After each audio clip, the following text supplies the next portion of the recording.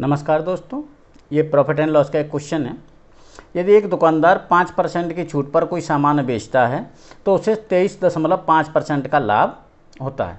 यदि वह छूट ना दे तो उसे कितने प्रतिशत का लाभ होगा। तो देखिए, जब बात आती है छूट की, तो ये छूट मिलती है जो किसी वस्तु पर रेट डला होता है, उसे हम कहते हैं अंकित मूल्य।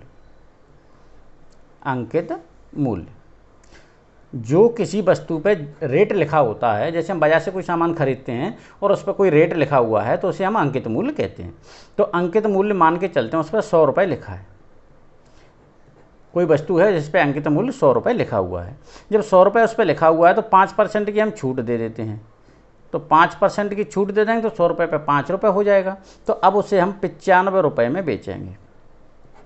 यहाँ तक तो कोई दिक्कत नहीं है। अब उसे हम 95 रुपये में बेचेंगे। अब 95 रुपये में बेचने के बाद उसे जो है, जब 95 में बेचते हैं तो उस हमें 23.5% का लाभ होता है। इसका मतलब जो 95 है वो 123.5% है। यानी 100% में वस्तु खरीदी थी और 23.5% लाभ हो रहा है। तो इसका मतलब जो ये 95 रुपये है, ये हमारा 123.5% है। तो 123.5% बराबर 95 रुपये।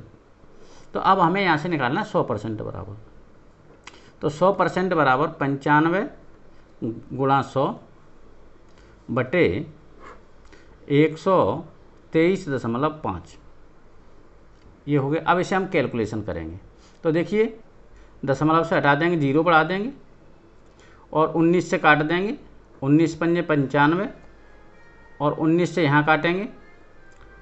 19 पंजे 95, 19 छिक्का 114, 19 सत्ते 7 तो नहीं आएगा। तो 19 छिक्का 114, बची कितनी 3 और 6 9, 19 पंजे 95, 65 आ गया। 5 से और काटो तो यहाँ पर 13 बच जाएगा।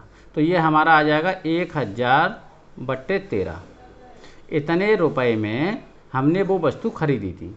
जो वस्तु थी जिसे हम 95 रुपये में बेच रहे हैं, वो हमने 1000/13 रुपये में खरीदी थी। अब बात यह है कि इतने में खरीदी और छूट देने के बाद 95 में बेच रहे हैं। यदि छूट नहीं देंगे तो हम जो 100 रुपये उस पर लिखा हुआ है हम 100 में बेचेंगे। तो जब 100 में बेचेंगे तो कितना फ़ायदा होगा।